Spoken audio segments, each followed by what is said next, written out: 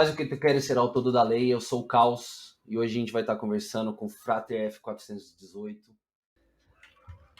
Com vocês, Rafael Salomão. Salve, meu irmão, como vão as coisas contigo? Tudo bem? E por aí, como é que tá? Não tenho do que reclamar. As coisas estão bem agradáveis, bem gostosas por aqui. Cara, muito legal você ter me convidado para esse bate-papo. Tenho visto as coisas que você está disponibilizando para o pessoal, itens de coleção, áudios remasterizados. É muito legal alguém produzindo esse tipo de trabalho, né? Traz um frescor novo para a comunidade, que tem sempre mais do mesmo. Obrigado, irmão. Obrigado, obrigado. Eu faço justamente por isso, porque eu acho que tem muita coisa que tá ali, só que tá muito difícil de chegar nela. Eu acho assim que vai ser importante para outras pessoas verem também. E é isso. Vamos que vamos, tudo pela grande obra. Mas aí, Sabe o que eu fico curioso? Porque assim, eu sei que você tá mais ou menos uns 20 anos, né? Nesse lado oculto, 15 anos, não é? Mais ou menos isso? olha, se for pegar assim, desde que eu comecei a me aproximar da magia, dá um pouquinho mais até, porque por volta dos 15, 16 anos eu já tinha curiosidade e já lia material, mas lia e não entendia, não tinha profundidade, não tinha treinamento sistemático, não tinha orientação, né? Mas sim, o meu flerte com a magia vem por volta dos meus 16 anos e hoje eu já estou com 35. E como que foi assim? Como você esbarrou? Você tava lá e esbarrou como nisso? Porque nessa época não era normal PDF, não era normal achar as coisas na internet assim, de fácil acesso que Bem a gente menos que tem. hoje, mas havia sim. Na época ainda existia o Mirk, né, que é uma. Pensa num Discord dos nossos avós. Né? E aí existiam lá os canais nos quais você tinha o Bruxaria, tinha o Wicca, e lá você encontrava pessoas que falavam a respeito, que trocavam material.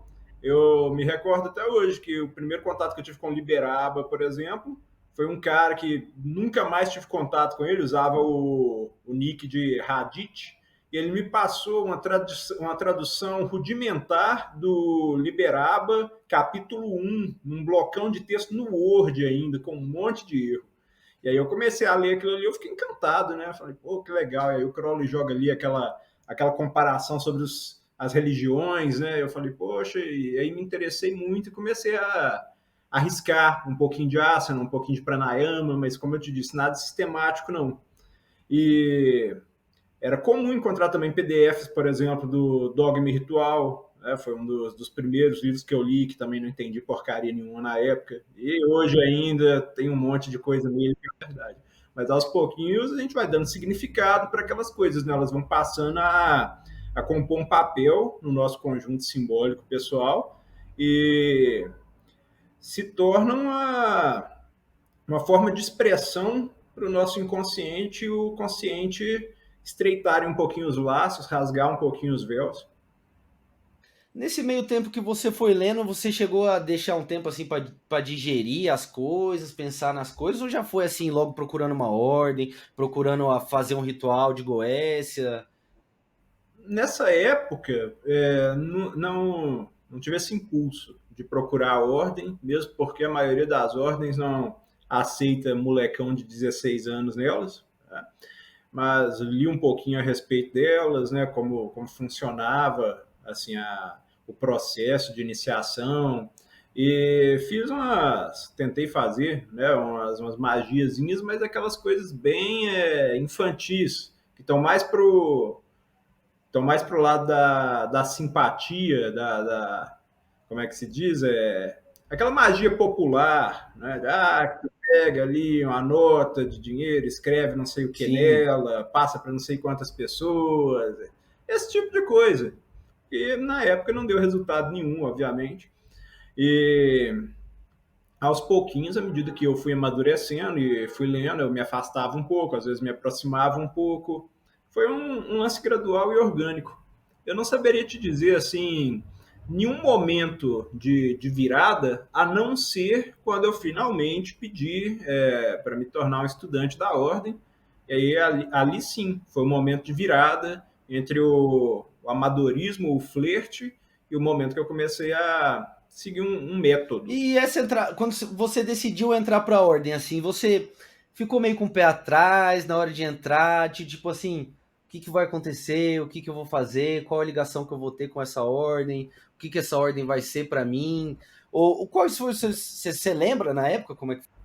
Olha, por um lado, sempre fui um cara assim bastante aventureiro, então eu queria ver o que ia acontecer, né? Era quase um acreditar duvidando. Eu queria ver se era aquilo mesmo, né? O que a ordem teria para me oferecer e o que eu ia aprender de diferente ali, mas sem receios. É, confiando na minha racionalidade para resolver a maioria dos problemas, igual quase todo novato, né? A gente pega a racionalidade da gente e acha que aquela é a ferramenta suprema e o que vier eu vou encarar e vou cortar com a minha espada. E por sorte o processo vai ensinando a gente que não é bem assim.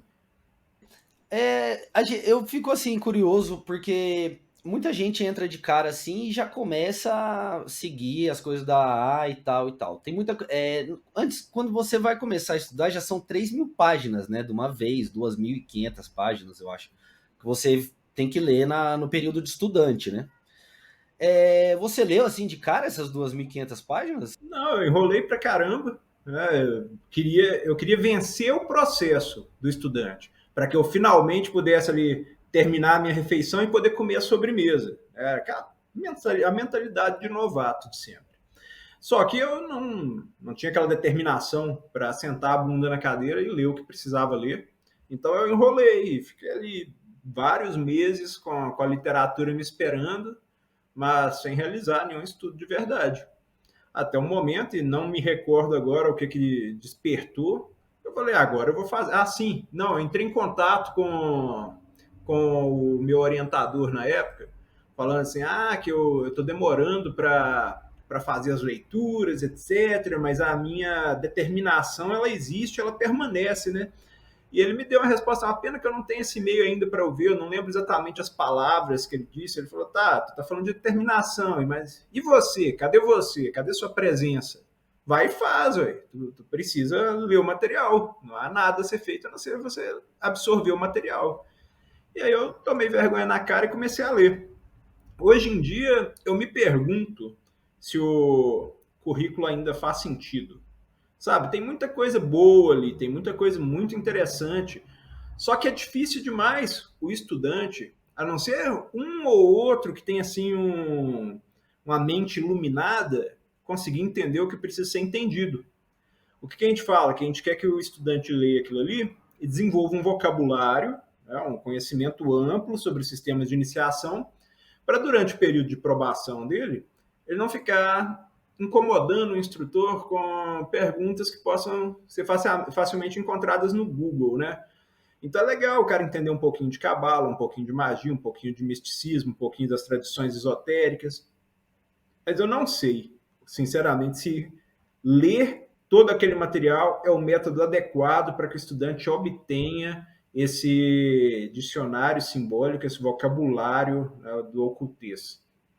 Talvez fosse mais interessante um contato mais próximo, só que são muitos candidatos e nem sempre é possível pegar o estudante pela mão e ter aquele contato próximo.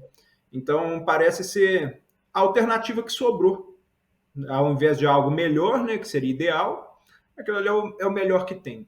Naquela pilha de livro é igual você falou, tem muita coisa ali que é 100% mandatório. Eu acho assim que se você não ler, você não vai conseguir passar para frente. É como se fosse, você não consegue entender as coisas. Tem muita coisa ali que é muito introdutório. Ele te pega na mãozinha ali mesmo que é necessário você ler.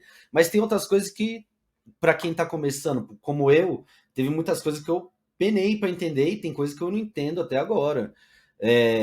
E outra, às vezes não é nem muitas coisas que são complicadas, mas como você disse lá no começo da conversa, são símbolos que a gente já não tem os símbolos, não tem muitas coisas que são apresentadas nos livros. Isso que eu acho bem legal, mas ao mesmo tempo eu acho, igual você falou, é muita literatura, é muita coisa para a gente ler. Eu digo isso da visão de um estudante, né? Você tem um texto na visão de um estudante, né? Tudo que eu sei é sobre um estudante, não é? Ou é tudo... Quase tudo que eu sei sobre Quase o tudo que eu estudante. sei sobre um estudante, que é muito bom. Lá tem até um pacote lá, um Google Drive, né? Para baixar os livros, não é? Alguma coisa assim. Me Isso. ajudou muito. Eu recomendo para todo mundo. Quem quiser, ler esse livro, esse texto dele, que é muito bom. Ele é bem explicativo e ele tipo, tem alguns pontos ali que eu concordo muito, que é o não tenta acabar correndo a literatura, não, e ler a milhão para acabar logo as páginas, mas prestar atenção ali, porque ali você está criando a base de tudo. Muita coisa que até gente que muito séria trabalha no meio vem dessa base. Então, pega, continua aquela base, pega e fermenta ela mesmo, né? É o que eu. É um processo. Iniciação é um processo. E é contraintuitivo, porque às vezes há momentos em que você pensa que você está ali construindo alguma coisa, adquirindo alguma coisa. Mas, na verdade, você está destruindo, você está aprendendo como destruir certas coisas. E há outros momentos em que o processo parece cáustico, parece destruidor, parece prejudicial, mas, na verdade, ali você está construindo, ali você está criando. Né? A sociedade, principalmente a sociedade ocidental moderna, ela tem essa mentalidade de adquirir coisas, né? Acumular coisas. Então, o estudante ele entra nessa com a ideia de vou acumular conhecimento, vou aumentar meu conhecimento, vou adquirir conhecimento. Para quê? Para que eu possa passar dessa fase e receber um grau, conquistar um grau, ganhar um grau. O cara está pensando no que ele pode receber e não foca no processo. Larga a mão disso, como tu falou, vai ler o livro. E aí você pode ler esse livro não como um candidato a uma ordem, mas, pô, isso aqui é legal, não é? Gostei, não gostei? O que dá para tirar daqui que seria possível aplicar na vida? O que eu estou entendendo verdadeiramente? E é justamente o motivo pelo qual eu aboli e recomendo a outros orientadores que deixem de lado também o teste escrito. Eu sei que muita gente discorda de mim, mas vê, o teste escrito, ele não é uma amostra real do quanto a pessoa absorveu, do quanto a pessoa cresceu durante aquele período. Ele só mostra a capacidade da pessoa de pesquisar. Porque se você abre aquele questionário, seja qual for, seja de 50 questões, seja de 100 questões, seja de 16 questões, tanto faz. Você abre ali, e aí você vai para o Google. Aí você abre o PDF, dá uma busca no PDF pela palavra-chave, entende? Em 2 horas de sentar sem ter lido livro nenhum, do início ao fim, só catando aquilo que precisa para passar. Tu consegue responder o questionário de uma maneira adequada. E aí é como eu estou dizendo, tu pode ser um excelente pesquisador, um excelente acadêmico, mas ali não é uma amostra do quanto você adquiriu realmente, do quanto você evoluiu seu entendimento da coisa. Eu prefiro fazer uma conferência, igual a gente está fazendo aqui, cara a cara, e bater um papo com a pessoa. No bate-papo com a pessoa, quanto mais distraído, melhor. Porque se fosse uma dinâmica de entrevista de emprego, eu fazendo pergunta, o cara respondendo, fica travado. Mas aí na conversa com a pessoa, tu consegue perceber, vai transparecer, né, o que ela realmente entendeu. E aí, às vezes, você vai dizer, olha, ainda não é o momento, seria legal tu se debruçar sobre os livros mais um pouquinho, ou às vezes com a sensibilidade do orientador, ele perceber um outro material que possa complementar, que possa estar mais adequado para as características daquela pessoa. Mas, novamente, entendo que nem todos os orientadores têm tempo livre para fazer isso. Eu mesmo hoje não estou orientando, não estou recebendo novatos mais, a não ser em casos muito especiais. Só estou orientando quem já está comigo e quando eventualmente é necessário que alguém seja recebido, eu não tenho outro caminho, eu peço que algum orientado receba a pessoa no meu lugar.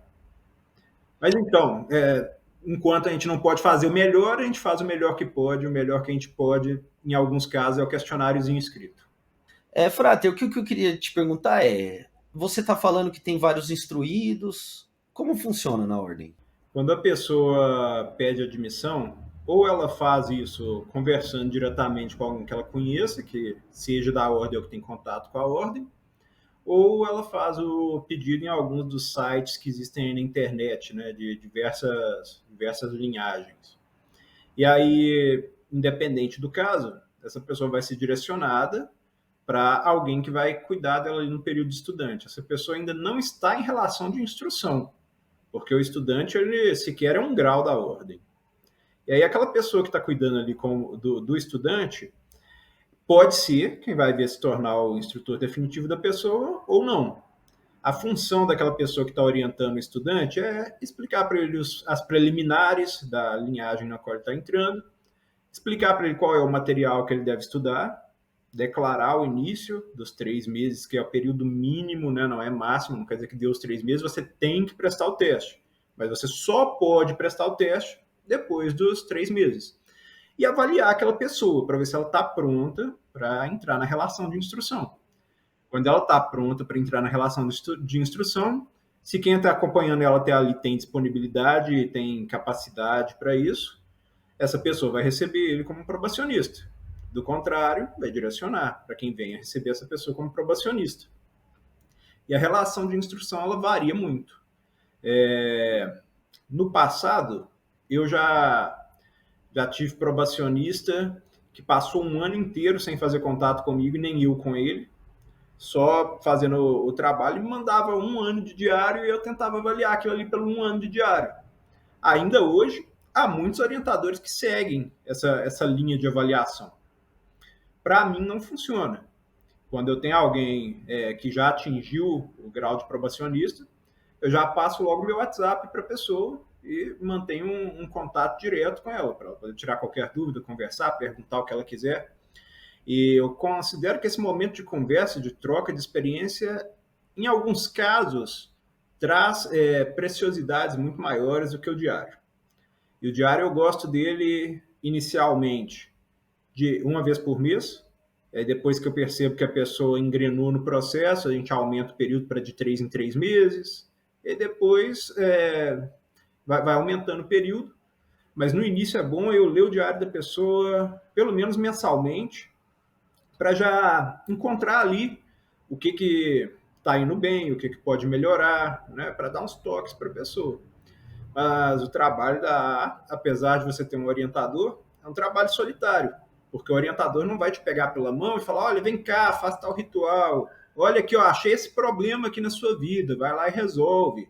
Olha, você nunca se deu conta que você faz isso? Não, é a própria pessoa que precisa ir percebendo. Apareceu para mim que deu um erro de gravação. Tá normal aí?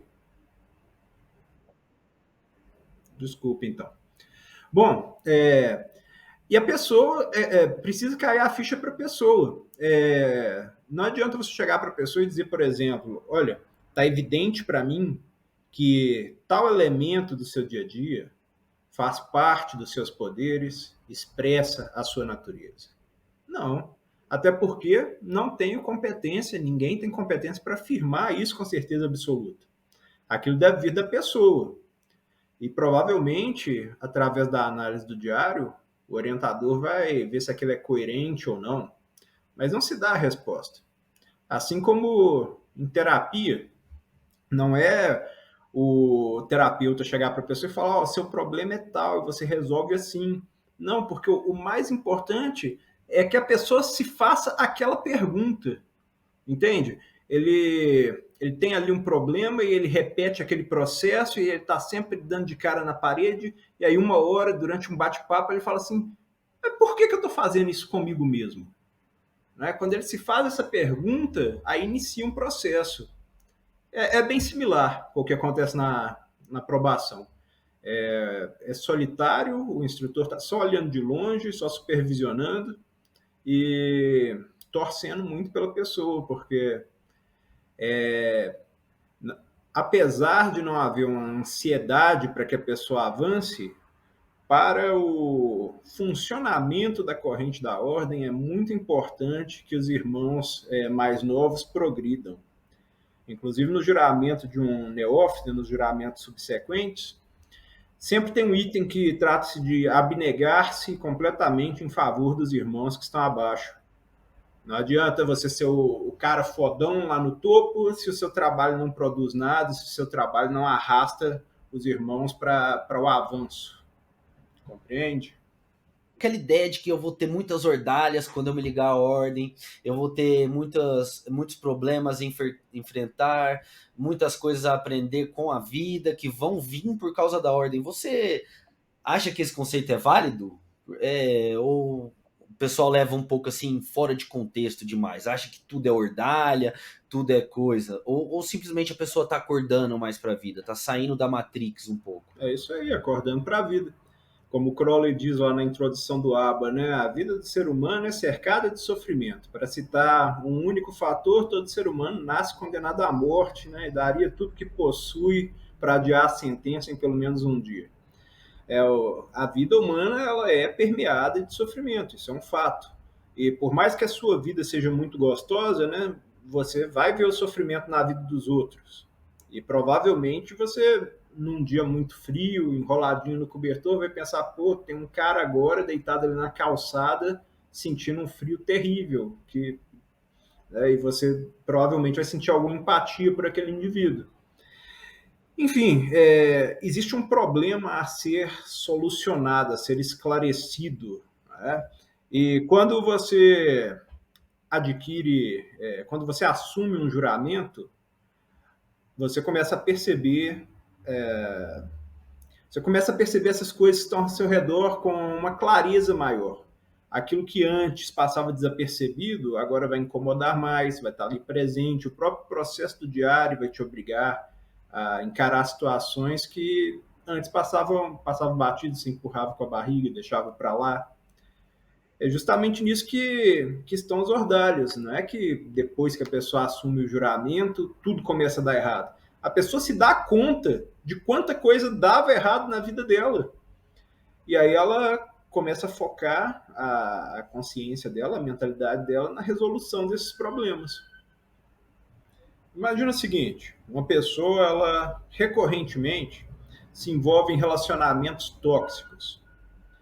Ela sempre está encontrando pessoas erradas e ela se pergunta, poxa, por que só vem... Por que na minha vida o meu relacionamento nunca dá certo? Por que sempre é problemático? Por que eu não posso ser feliz? Né? E a pessoa de fora simplesmente vê isso superficialmente. Mas quando a pessoa ela entra num processo de iniciação, ela começa a perceber que a culpa não é do mundo, entende? Ela percebe que existe ali algo interno, um comportamento recorrente dela, tendências recorrentes dela, que conduzem ela a procurar essas tais pessoas e se envolver com essas tais pessoas. E ali, no momento que ela percebe que a responsabilidade é dela, que cabe ela tomar responsabilidade pelos atos e dizer, não, eu não quero isso mais para mim, eu não vou mais procurar esse tipo de pessoa, eu vou pôr um fim nos relacionamentos tóxicos. Aí a pessoa ela começa a lidar com essas ordalhas. Mas antes de iniciar um processo, seja ele terapêutico, seja ele iniciático, ela só ia achar que ela é muito azarada e que a vida é muito má com ela, não se daria conta da ordalha intrínseca ali do processo. Nesse processo que a gente tem de entrada na A, de tudo, a partir de qual nível, de qual grau, né? Você acha que se dá a entrada mesmo na A? Você acha que o estudante já está entrando na egrégora, já entrou na egrégora? Existem alguns estudantes muito iluminados, né, que já começam a se ligar com a corrente desde muito cedo. Mas, novamente, isso não é desculpa para querer pular a etapa, para querer queimar a etapa. E aí, quando a pessoa de fato se torna membro da ordem, vai depender da sua definição da ordem. Porque a partir do momento que ele é um estudante da A, ele é um estudante da A. Mas ele ainda não tomou nenhum juramento. E aí você toma um juramento de probacionista, mas pô, o probacionista ele está em probação, ele está sendo testado, né? Então talvez não. Mas aí, quando ele toma o juramento de neófito, agora eu estou na árvore da vida, agora eu estou num grau que está relativo a Malkuth. Mas aí o neófito é só um novato, né? E ele não pode nem agir em nome da A por conta própria. Mas no momento que você se torna um zelador, o zelator, aí você já pode agir em nome da ordem pelo seu próprio engenho. Aí o cara é foda, né? Mas aí ele lembra que ele está só na primeira ordem. E aí ele ainda tem que fazer o Practicus, o Filósofos, o Dominus Liminis, para atravessar o limiar no qual ele finalmente se torna um adepto, e aí ele tem a conversação com o sagrado anjo guardião, mas os irmãos da A, eles estão na terceira ordem, na SS, né, a Silver Star. Então ele ainda tem que atravessar o abismo, né, para ele ser da A. E aí ele atravessa o abismo, né? Agora é um Magister Temple, mas ele ainda não atingiu o topo. Então, realmente vai variar. E eu acho que essas métricas só são úteis na autoanálise.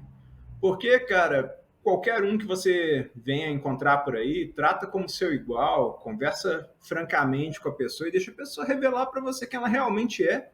E não fica com essa tara em graus. Porque querer se tornar parte da A pode até ser um anzol útil para fisgar o ego da pessoa, mas não, não conduz a nada útil de verdade no caminho da iniciação. Até isso, até isso de estou no processo para eu crescer não é uma definição lá muito exata. Eu quem? O ego? A racionalidade? Né?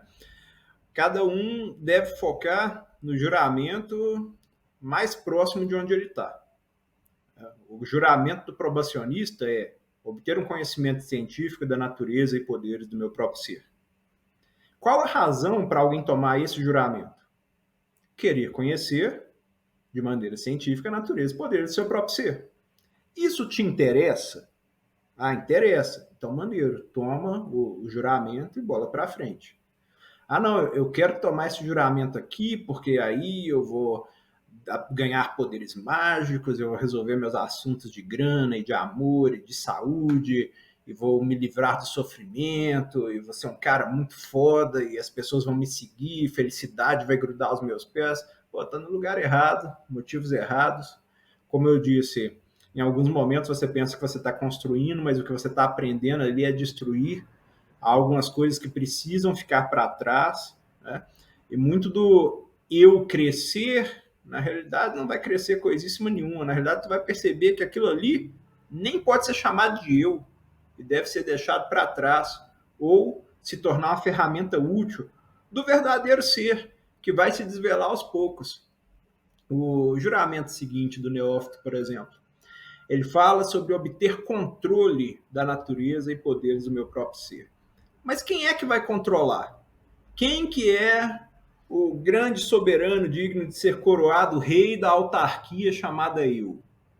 Geralmente o cara coloca a razão lá, né? Aí tá emocional demais? Ah, não, a minha emoção precisa ser controlada. E quem que vai lá controlar a emoção? A razão, o ego. Né? Ah, meus ideais estão descontrolados. Quem que vai controlar? O ego. Ah, meu corpo, quem que vai mandar? Minha razão. O cérebro é o único órgão do corpo que diz para você que ele é o órgão mais importante. Já pensou nisso? O coração, o pulmão, o fígado, eles não têm muito o que fazer a não ser funcionar. Agora o cérebro, ele vê a si mesmo, ele diz, eu sou a parte mais importante do ser. Eu sou esse sistema nervoso dentro de uma máquina feita de ossos e músculos. E embora no seu próprio plano isso seja verdade, não é o que a gente quer realizar. Obter controle está muito mais para se desvencilhar das outras coisas que estão monopolizando o controle. Então, o que é obter controle sobre a sua razão? É desvencilhar-se das amarras que a razão usa para tomar o controle do ser. E aí, uma vez que você faça isso com cada uma das partes, para resumir, vamos tentar o sistema de 4 elementos, né? Não é mais a razão que controla, tu já se livrou dos vícios da razão. Não é mais a emoção que toma o controle, tu já se livrou desses vícios. O mesmo a gente pode dizer dos ideais, o mesmo a gente pode dizer do corpo. E aí, naquele momento que o holofote ali no teatro ele é deixado vazio, nenhum dos atores estão tentando correr lá para o holofote e tomar o papel de personagem principal, aí alguma coisa começa a se manifestar ali. Algo que está além desses todos e que traz coerência para eles. Entende? Então, novamente, o cara que vai com a ideia de eu vou dominar tudo, eu vou controlar tudo, eu vou colocar tudo sistematicamente aqui no meu método incrível e infalível, ele acha que ele está obtendo controle sobre as partes do ser, mas o que ele está fazendo é dando cada vez mais poder para que a sua racionalidade domine todo o sistema. E dessa vez desse modo, você só pode conquistar o fraco e não o forte. E o fraco terá poder sobre você. Muita gente confunde o trabalho da AA com o trabalho da OTO, né? Com a OTO. Qual que é a diferença das duas? Entendo muito pouco de OTO. Né? Pelo que eu sei, a OTO é uma ordem social, não social no sentido de fazer obras sociais, festinhas, confraternizações, mas é trabalho grupal. E ela usa um sistema maçônico, paramaçônico, de graus, de métodos, tem seus palavras, toques e gestos de reconhecimento entre os membros, tem seus rituais específicos que concedem certos graus, instruções, catecismos específicos, né? Um sistema que liga os estudos e os graus com a equivalência dos chakras, ensino de magia sistematicamente, culminando nos segredos da magia sexual, que são a joia da coroa da OTO. Novamente, digo isso como um cara de fora. Não tenho nenhum grau, nenhuma competência para falar sobre ela. Já a AA trabalha com espiritualidade, avanço nos graus de consciência. O sistema está pautado nos simbolismos da árvore da vida, tanto no que diz respeito às esferas, quanto no que diz respeito aos caminhos. E suas duas principais consecuções, que são vistas daqui de baixo como as mais importantes, são a obtenção do conhecimento e comunicação com o sagrado anjo guardião e a travessia do abismo. Mas na OTO também é possível que a pessoa obtenha conhecimento e conversação com o sagrado anjo guardião. Sim, de fato. Só que, ao invés do caminho da flecha ascendente, indo direto a isso, lá há side quests diferentes das que estão na Astro Argento.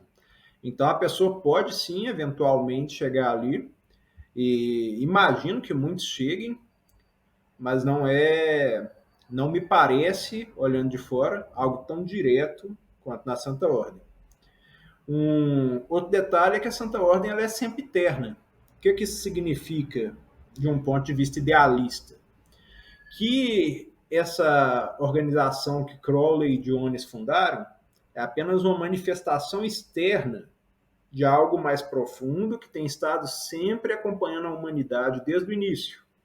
Então, enquanto a OTO é uma manifestação temporal conveniente ao Eon de Horus, se não me engano, foi a primeira ordem além da a aceitar o Eon de Horus e a lei de Telemann, mas eventualmente ela vai deixar de existir. E a idealmente falando, ela sempre existiu e sempre vai continuar existindo com várias faces e de acordo com o Eon vigente. Então, da mesma forma que o Eon de Osíris deixou de ser e ficou para trás, eventualmente espera-se que o Eon de Horus também fique para trás e surja algo novo. Alguns já dizem que até já aconteceu, que é o Eon de Maat. E seja como for, na figura dos seus magos, conseguem, magos que eu digo o grau, o 9 em 2, isso. Perceber qual é o espírito daquela época e promulgar a palavra da lei daquela época. Numa explicação mais mundana, é aquele cara que percebe que aquela galera tá querendo uma coisa, que aquela galera precisa de uma coisa, que tem ali uma necessidade, só que aquele pessoal não consegue colocar aquilo em palavra e ação. E aí aquela pessoa chega e ela declara, olha, e se a gente fizesse isso? E as pessoas falam, tava na ponta da língua, era isso, agora você falou, agora a gente sabe. E aí ele inicia um movimento transformador que faz com que a humanidade dê um próximo passo. O pouquinho que eu entendo sobre a Santa Ordem me faz crer que sempre existiu assembleias de indivíduos e também indivíduos solitários que conseguiram perceber essa necessidade do próximo passo e conduzir pessoas em locais, em épocas, a dar o próximo passo. E sempre vai continuar, porque enquanto a humanidade existir, enquanto sem ciência existir, vai continuar. Parece ser a natureza das coisas. Um ponto interessante é que você falou que a Otto, eles são mais focados em magia sexual, chakras, né? Magia sexual se define no quê, basicamente? Magia sexual é alguma coisa que você vai fazer estando sozinho, com uma pessoa? É algo que as duas pessoas têm que estar sabendo? Só dá para fazer em duas pessoas? Dá para fazer de uma? Como é que é isso? Antes de qualquer coisa, magia sexual é magia. Magia, na definição do Crowley, né, é aquele método de causar mudança de acordo com a vontade. Tu pode usar uma definição diferente, seja o que for. Magia sexual é usar a sexualidade como forma de realizar magia. E se a magia é autoconhecimento, magia sexual é usar a sexualidade para ter conhecimento sobre si mesmo. Se magia é transformação, a gente vai usar o sexo para transformar. Se magia é criar, tu vai usar o sexo para criar. E assim sucessivamente. Quando um caoísta faz um sigilo e energiza ele magneticamente usando as forças sexuais, aquilo é uma forma de magia sexual. Quando um telemita idealiza a divindade na forma de um indivíduo por quem se tem atração sexual e ali devota a sua energia, o seu tesão, o seu prazer como uma libação diante daquele altar, ali é magia sexual. Quando o indivíduo, durante uma sessão de terapia, lembra de uma situação do passado que está profundamente enraizada nele, causada por movimentos sexuais, e ao se dar conta disso, ele causa uma transformação na mente dele, ali é magia sexual. Mas quando eu falo de OTO, é a sistematização de entender o sistema solar sexual em torno do ego e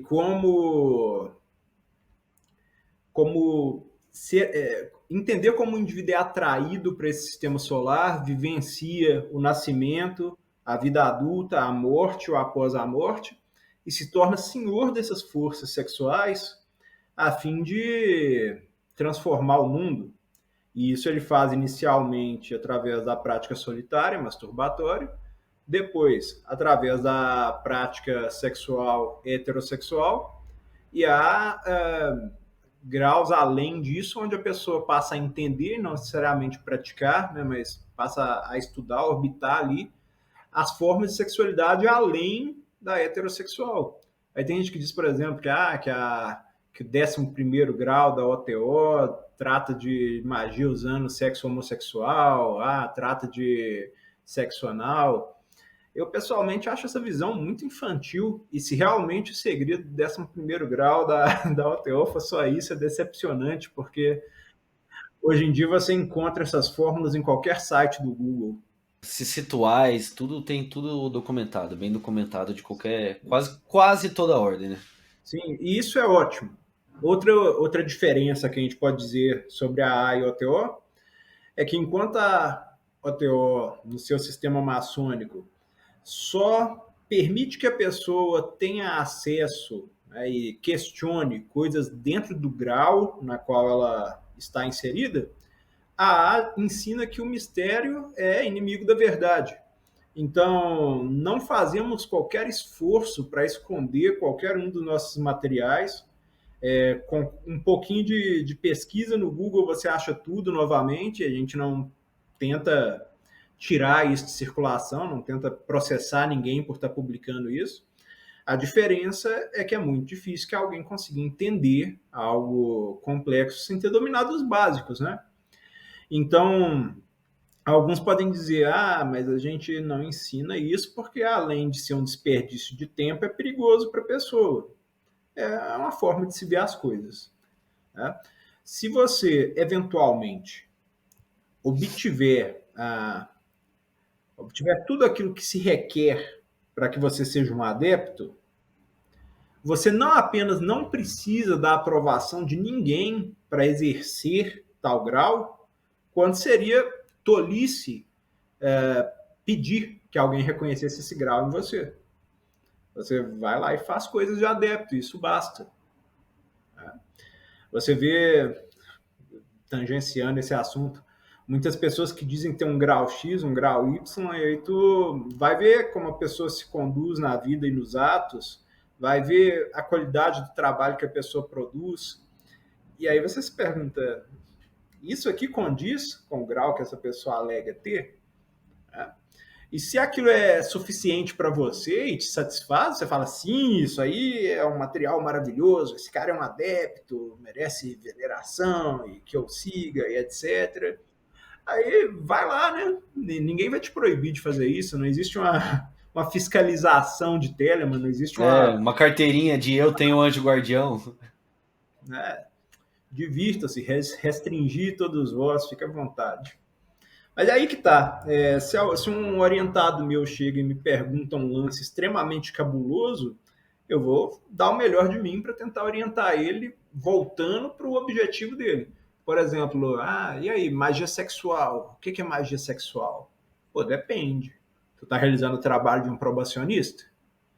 Então seria usar a sexualidade, explorar a sexualidade a fim de obter o conhecimento da natureza e poderes do seu próprio ser. Mas não, eu sou um neófito, ok. Então vamos usar a sexualidade para que você possa obter controle da natureza e poderes do seu próprio ser. Aí o cara, não, são práticos. Então vamos ver as vacilações. E assim sucessivamente. Filósofos, atração, repulsão. Dominus liminis, a aspiração. E por aí vai. O único jeito de fazer é se aproximando. Se eu tivesse capacidade, conhecimento, método para puxar o cara para cima, eu puxaria. Eu puxaria todo mundo mais para cima, eu empurraria eles acima de mim, se possível fosse. Mas não tenho visto isso funcionar.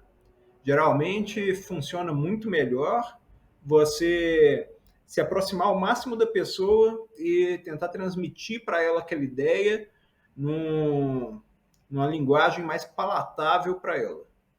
E assim em tudo. Você disse que leu alguns dos meus materiais, tu percebe que eu evito ao máximo usar esoteriquias, entendeu? Porque importa muito pouco que a inteligência de Exod seja Malká, Betachim, Vead, Beruá, Sherrakim. Entendeu?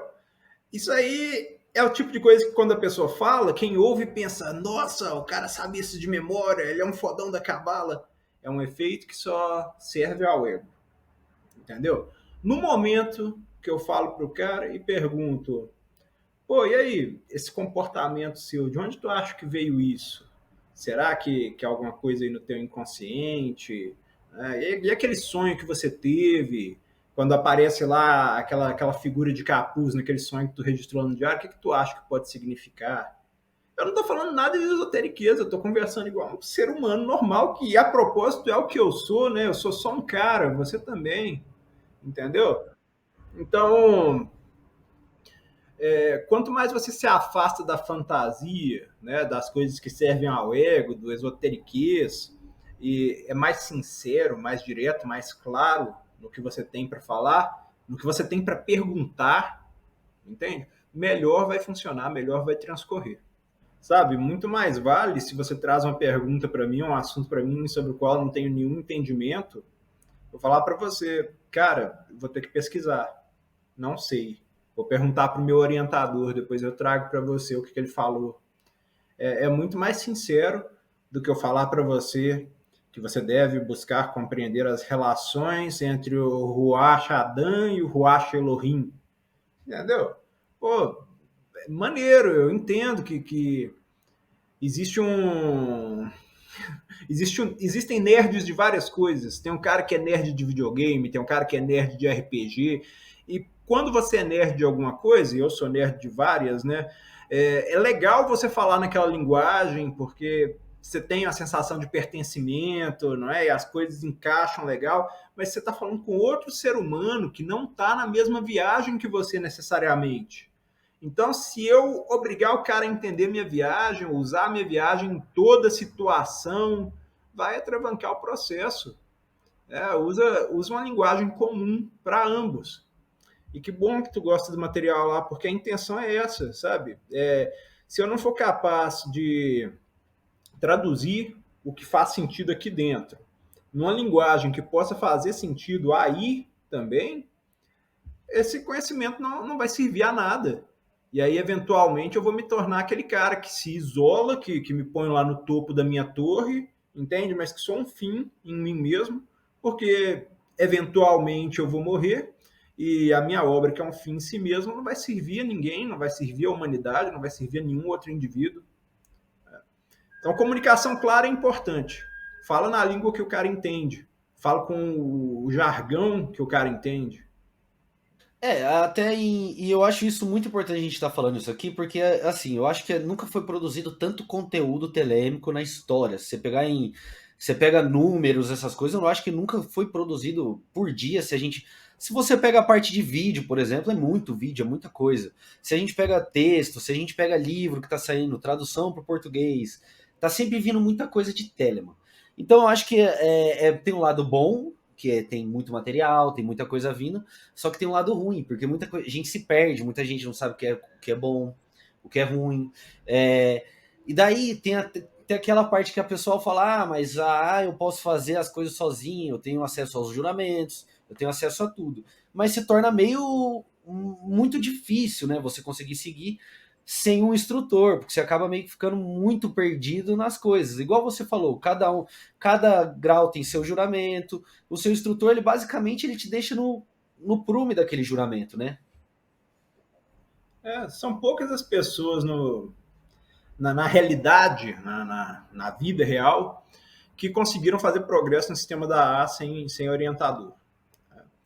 Um exemplo debatível seria o Regard, que ele esteve com o Crowley, teve orientação com o Crowley durante um período informal, nunca foi recebido pelo Crowley, e seguiu o caminho dele, fazendo as coisas do jeito dele, né? E foi reconhecido adepto por muitos outros adeptos que fizeram um sistema formal dentro da ordem, né? Mas ao querer seguir o caminho por conta própria, você não necessariamente vai se tornar um Regard, entende? Não é garantia, e pelo contrário, é altamente improvável, porque estou tentando lembrar de outra pessoa aqui cujo trabalho,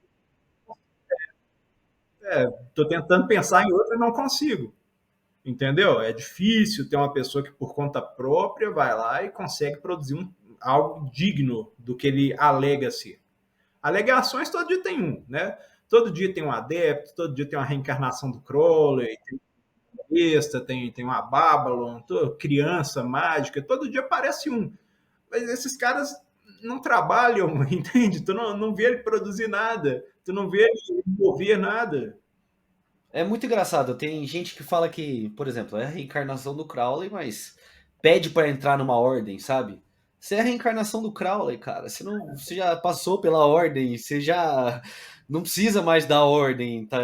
Ou então é a reencarnação do Crowley e não pagou o lançamento ainda dos 340 livros que ele tinha pra lançar. Sabe, é muita. E eu acho que até assim é uma babaquice enorme esse querer ser por ser. Querer ser o quê? Querer fazer, querer ser o Crowley, pra quê? Ele mesmo falava, eu não quero ser seguido, não me sigam, gente. Eu tô te dando a verdade, tô te dando uma ferramenta aqui pra você justamente não me seguir. É uma. Você acha que o cara que se declara alguma coisa realmente acredita que ele é? Ou você acha que ele quer que os outros acreditem que ele é? Então, o problema é que nessa época de problemas mentais, emocionais, eu tenho medo que a própria pessoa acredite, sabe? Acredite mesmo que ele é o Crowley, que ele tá realizando o que ele deixou na última vida, sabe? Se ele ainda fizer só por ego, por mentira, tipo um Henri Christ da vida, mas Parece que ele não. As pessoas hoje em dia acreditam na própria mentira, parece. Entendi.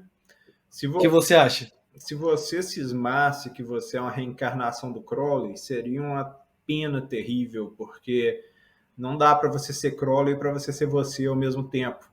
E Crowley a gente já tem um, que deixou um monte de coisa maneira aí. E você, por exemplo, até agora tem produzido muita coisa interessantíssima, né? E eu estou gostando de ver você. Então, se você deixasse de ser você para ser o Crowley, ia ser um desperdício. E isso eu posso dizer mesmo do mais pequenininho dos cidadãos que eu já encontrei, fora da ordem, no dia a dia. Não cogiteis de mudança, sereis o que sois e não é outra coisa. Os reis serão reis para sempre, etc. Autenticidade é um negócio muito raro hoje em dia. Sabe? Eu não quero saber se você é da UTO, se você é da A, se você é um cara legal, se tu é um canalha. Eu quero saber se tu é autêntico. Entende? Mais vale para mim um canalha autêntico do que um filantropo de mentirinha. Entende? E aí que tá, a autenticidade é um negócio raro. E justamente por ser raro é muito valioso, é muito importante. Hoje em dia eu não tento mais pensar, ai, aquela pessoa é aquilo, aquela pessoa é aquilo. Eu já penso a pessoa como se fosse um personagem para uma história. Eu já falo, meu, aquele personagem é importante para essa história, sabe? Até pessoas igual você falou, a pessoa é um bosta, não sei o que, mas é um personagem que é ele. Então já. Num mundo que todo mundo tenta transformar quem é diferente em igual, muito bom a pessoa ser assim. Isso aí. Qual o conselho, Frater, você tem assim para quem está começando? Você tem muitos textos aí, a gente vai deixar os links aqui embaixo na descrição. Porém, qual conselho que você fala assim? O cara acabou de entrar, ele tá perdido, tá com muita coisa, ele tá chato pra cacete, enchendo o saco do instrutor com qualquer coisa que ele vê no Google, desesperado. Qual conselho você dá pra esse cara? Estou supondo que ele esteja seguindo o sistema da Astro Argento. O conselho Isso, seria da Astro Argento. focar no juramento. Foca no seu juramento. Não sei qual é o juramento que o cara está. Independente de qual seja, foca nele. Tá? Aí, vamos supor, está no juramento de probacionista. Durante a noite, aparece Deus para ele dizendo: você é o ápice da minha criação. Eu vou dar para você felicidade, poder, riquezas. Você vai ser o ser mais feliz do mundo, etc. E no outro dia o cara chega e vai lá falar para o instrutor. O que o instrutor deveria dizer, na minha humilde opinião, é: o que isso revela sobre sua natureza e poderes? Porque se não serve para sua natureza e poderes, naquele momento não tem utilidade dentro do sistema da ordem. Entende? Você pode ter um lampejo de alguma coisa de um grau lá na frente, a menos que você consiga perverter, redirecionar aquilo para o juramento no qual você se encontra, aquilo vai ter muito pouca utilidade. É por isso que recomendo não pular graus.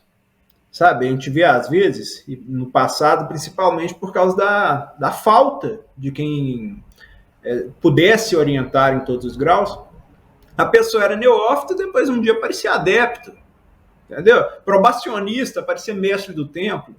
Que foi o caso do Achad ontem que eu postei ele. Como eu acho que ele foi neófito para Magister, não foi? Alguma coisa assim? Ah, os dedos mágicos. Por aí. Eu não tenho certeza se ele foi de neófito para Magister, porque não achei importante memorizar essa informação. Mas eu sei que ele não foi Prácticos, não foi Filósofos. Isso eu sei. Não foi Dominus Liminis. Né? Isso por isso que pelo mesmo fato que você falou, é poucos membros. Para quem quiser ver, eu vou deixar aqui em cima o link da palestra do Alan, que ele fala das linhagens e vocês vão entender que na época os caras deviam ter 3 membros ativos e o Crowley brigou com um e o outro quis sair e daí ficou só o Crowley e ele continuou sozinho. Então vocês vão entender o que acontece lá. Mas é por causa disso, né, Rafa? É porque pouca gente, né? Pois é. Então antigamente justificava. Hoje em dia, dificilmente a pessoa tem uma boa razão para dar esse golpe, entende? Por quê? Por que você não vai fazer o Zelator? Por que tu não vai fazer o Prácticos? Por que tu não vai fazer o Filósofo? É bom demais? Ah, não, que eu já obtive conhecimento e conversação com o Sagrado Anjo. Beleza, então vai trabalhar. Vai fazer aquilo que um adepto faz. Ah, mas o que um adepto faz? Vai, pergunta pro teu anjo, aí. Tu não obteve? Ou você é ou você não é.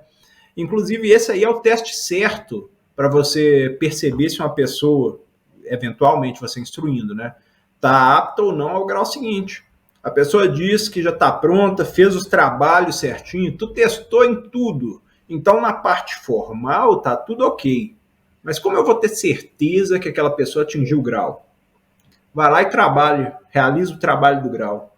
Duas coisas vão acontecer. Ou a pessoa vai ser capaz de realizar o trabalho daquele grau, e aí é inquestionável que ela atingiu, porque se você consegue fazer uma operação no cérebro igual um neurocirurgião faria, ainda que você não tenha o diploma, você está apto a funcionar naquela esfera de um neurocirurgião, entende?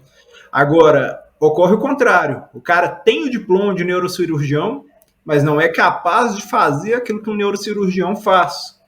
Entende? Bom, então talvez ele deveria se especializar um pouco mais. É claro que vai aparecer um para falar, mas talvez ele seja professor de neurocirurgia, ele não pega no pesado, ele não precisa portar um bisturi. Tá, existem exceções. Mas tu entendeu a fórmula geral do que eu quero dizer? Eu sou tal coisa. Beleza, vai lá e funciona como tal coisa. Ah, não consigo funcionar como tal coisa. Então tu não é. Esse é o teste definitivo. Então, a pessoa que ela alega ser um adepto, ela não precisa de juramento, ela não precisa que o superior a reconheça, vai lá e age como um adepto. Se qualquer orientado meu agir como um adepto age, entende? Eu tenho que falar, pô, tu é. Mas mal a galera age como probacionista. O que você acha do papel do ego no trabalho de um magista? O ego ele é importantíssimo para o indivíduo porque ele está tentando solucionar os problemas do mundo. Tu vive no mundo real. Tu tem um corpo que precisa ser nutrido, que precisa ser mantido saudável, né? Tu precisa de lazer, tu precisa de um monte de coisa. E o ego ele busca achar soluções para isso. É importantíssimo. O problema é que quando você só olha para fora, para fora, para fora o tempo todo, e o ego se torna especialista em resolver os problemas do que está do lado de fora, tu começa a acreditar que aquilo ali é tudo que existe, é tudo que importa. E talvez você tenha uma vida muito confortável dessa forma, mas por mais confortável que seja, ela vai ser incompleta, porque tu está negligenciando outras facetas do seu ser. Costumo dizer que é como se fosse uma empresa. Então ali tem vários assessores, vários especialistas para fazer com que aquela empresa funcione bem. Aí tu começa a dar ouvido só para um dos caras, só ouve o ponto de vista daquele indivíduo e a empresa passa a girar em torno da ideia daquele indivíduo. Pode até dar muito certo, mas está sendo certo em detrimento de todos os outros que tu não está ouvindo. Então, não há uma realização completa, é uma realização parcial. Você não é só o seu ego. Seria uma pena, um desperdício que você vivesse aí os seus 70, 80 anos girando só em torno do ego, solucionando o problema que está do lado de fora. E aí, depois que tu conseguir conquistar todo o dinheiro que você quer, toda a saúde que você quer, se estiver em um relacionamento saudável, ou suprindo seus desejos sexuais com quantos indivíduos você quiser. E depois disso tudo? Depois que eu chegar lá, aí eu vou focar no caminho interno, aí eu vou começar a olhar as outras coisas, mas eu quero priorizar o ego primeiro. Só que aí o que acontece? É como se fosse um governo que você dá plenos poderes para ele pisar em cima da Constituição e fazer tudo do jeito que ele quiser, porque você vê ali uma necessidade imediata de que aquilo ali seja resolvido, e aí depois de resolvido o governo não vai abrir mão, ele não vai pular dali, ele vai virar um déspota, ele vai ficar ali no controle, ele não quer abrir mão daquele controle. E é isso que o ego faz, entende? A armadilha do ego é o jogo do mago, sabe? O mago ali do tarô, que está ali fazendo um malabarismo com as ferramentas, equilibrando na ponta da espada, o, o mago ele quer continuar enveredado na rede do mago. Ele não quer voltar a ser o tolo. Você não é o seu ego. Isso aí precisa ser definido. Aí depois que isso está definido, se você realmente entende isso de um ponto de vista racional, é a hora de colocar em prática, que é o mais difícil. Aí se você não é o seu ego, mas você sempre age em prol do ego, sempre toma as escolhas baseadas no ego, sempre busca aquilo que o ego quer e deixa o resto do ser de lado, então você entende que você está num caminho desequilibrado. Tá? E as emoções? Né? O indivíduo moderno agora que está começando a se abrir um pouco mais, e um pouco mais para terapia, né? Falar um pouco mais das suas emoções. Mas se você volta aí algumas décadas, não, engole o choro. Esquece isso de emoção. Isso aí de emoção é para mulheres e crianças. Você tem que ser forte. Vai lá, resolve, conquista. Né? E aí vira aquele cara aí, sei lá, seus 40, 50 anos, que conquistou um pequeno império e não tem mais nenhum problema, e as pessoas tratam ele com respeito onde ele vai, mas não consegue abraçar o filho, não consegue falar um eu te amo, entende? Não consegue se abrir, não consegue se expor, tá sempre aquele cara fechado, duro. Ele perdeu o contato ali com uma coisa importantíssima, valeu o preço, entende? Por exemplo, vi recentemente ocorrer nos meus ciclos mais próximos, de uma senhora que ela abnegou todos os prazeres do mundo, levou uma vida extremamente regrada de casamento, cuidar da família, não sei o quê, e se transformou em uma pessoa extremamente amarga. A gente consegue perceber que ela é amarga. E eu, às vezes, oriento a filha a neta dessa mulher. A mãe dela já morreu, então ela foi criada quase que a vida inteira pela avó. Né? Para a avó, é dificílimo aceitar que a neta não siga os passos dela, porque se a neta ir por um caminho diferente e se realizar como indivíduo, isso não apenas vai mostrar que a avó estava errada, mas também vai mostrar que todo o sacrifício que ela fez foi em vão. Ela admitir que existe um outro jeito de viver a vida é admitir que ela se sacrificou por nada. E ela não vai conseguir fazer isso. A não ser com um trabalho de formiguinha que começa em conhecer a natureza e poderes do próprio ser. Se você tivesse que falar assim, um motivo, qual foi o seu motivo para escolher Telema, para você seguir a lei de Telema, para você pôr para agir a grande obra? Meus motivos iniciais foram os piores possíveis. Eu queria dinheiro, poder, sexo, entendeu? Boa comida, bom descanso, entende? Os piores possíveis. E aos pouquinhos eu fui praticando, fui conhecendo, meus horizontes foram se abrindo. Como eu te disse, muita coisa foi ficando para trás, muita coisa foi sendo destruída, entende? E aí a adequação à lei de Telemann foi natural. Não por eu ter falado, ó, isso aqui é importante e eu tenho que seguir por uma questão de dever, de deontologia. Não, pô. A lei de Telemann não é como uma lei da Constituição, ela é como a lei da gravidade. Eventualmente você percebe que as coisas são atraídas por uma massa. E aí você diz, tem alguma coisa aqui que está fazendo com que a maçã caia. E teoriza-se a lei da gravidade. Não é eu vou aceitar a lei da gravidade. Não, eu não acredito na lei da gravidade. Não, pô, ela está ali, entende? E você entendendo essa lei, você consegue navegar melhor pelo mundo. As coisas vão funcionar melhor para você. Se você ignorar que essa lei existe, você vai ter um pouquinho mais de dificuldade. Então, os meus motivos para ir para esse mundo foram os piores possíveis, e aos pouquinhos eu fui deixando essas fantasias para trás, e acredito que a minha visão de hoje seja muito mais equilibrada, mas também acredito que a minha verdade agora é só a mentira da vez, e que daqui a alguns anos eu vou ver a minha forma de pensar hoje como uma estupidez, uma idiotice, e tudo isso é parte do processo, porque Não se trata de ir de um ponto A a um ponto B, né? Se trata de viver, né? E existem formas de tornar a vida bela, de fazer a vida valer a pena, né? De tornar a vida benéfica, não só para você, mas para o resto da humanidade também, entende? E no momento que eu vejo um fluxo que traz benefício e prazer não só para mim, mas para a humanidade também, eu quero ser devoto desse fluxo.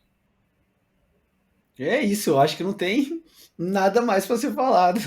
Você falou tudo que eu concordo muito com o que você disse. E eu não concordo com a parte igual você falou. Quando eu entrei pensando em ter mulher, dinheiro, essas coisas. Conseguiu? Verdade seja dita, eu me tornei bom no jogo do mago, sabe? É, hoje em dia eu não tenho problemas de verdade. Os problemas existem, né, do lado de fora do meu mundo, eu sei que eles existem, e eu sempre que eu tenho condição de fazer alguma diferença positiva ali, eu quero fazer. Mas, cara, hoje eu tenho muito mais pelo que agradecer, pelo que comemorar, pelo que me alegrar, do que desejar. Eu não tenho problemas de verdade. Que assim seja pelo resto da eternidade. Para todos nós, entende? O ideal é todo mundo chegar nessa condição algum dia. E aí vai depender do trabalho da galera que está vindo agora, entende? Nenhum adepto vai carregar o mundo nas costas, nenhum mestre vai criar o sistema revolucionário. Pô, eu sei que parece um pensamentozinho assim liberaloide de ver o mundo, mas muda você mesmo, né? Não é falar cada um tem que mudar a si mesmo, mas pô, começa pelo que você tem condição, né? Que é transformar você, seus ciclos mais próximos. Daí, se for a sua vontade, pô, aí sim, ataca o mundo, engole o mundo, resolve o que tu tiver que resolver aí e tal. Mas se você mesmo é cego, se você mesmo é doente, você mesmo é fraco, entende? Não há muito que você possa doar. A gente só pode transbordar daquilo que a gente está cheio. Onde que o pessoal te acha aí na internet? Então, tem um perfil no Medium onde eu faço algumas publicações. Alguns podem achar interessante. Está lá no f418.medium.com. Né? E de vez em quando eu figuro junto com outros irmãos excelentes também ali nos vídeos das conferências sobre a ar. E mais do que me achar, eu quero recomendar o hadnu.org, para quem ainda não conhece, escreve-se hadnu.org,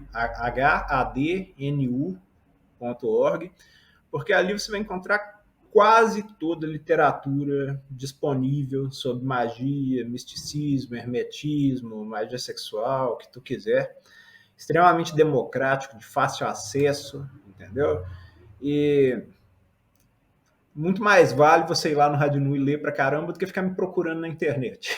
É, gente, eu falei pra ele passar os links pra vocês procurarem os materiais dele, tá? Não vai ficar enchendo o saco dele lá, não. Procura seu instrutor, enche o saco do teu instrutor, manda essa pica pra outro. Não é que enche o saco, entendeu? É aquilo que eu disse, eu sou só um cara.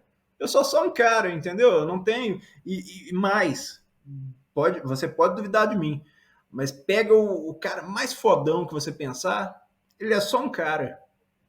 Entendeu? Faz o seu trabalho, foca em você, vai desenvolver suas capacidades, vai se conhecer. É isso que importa. Muito obrigado. Eu queria agradecer sua presença aqui. Eu me sinto honrado de ter tido essa conversa com você. A primeira conversa do canal. Eu acho que a primeira de muitas conversas que vão vir pela frente. E é isso. Excelente noite, meu irmão. Obrigado pelo convite. Foi muito gostoso conversar contigo hoje. Amor é a lei, amor sob vontade.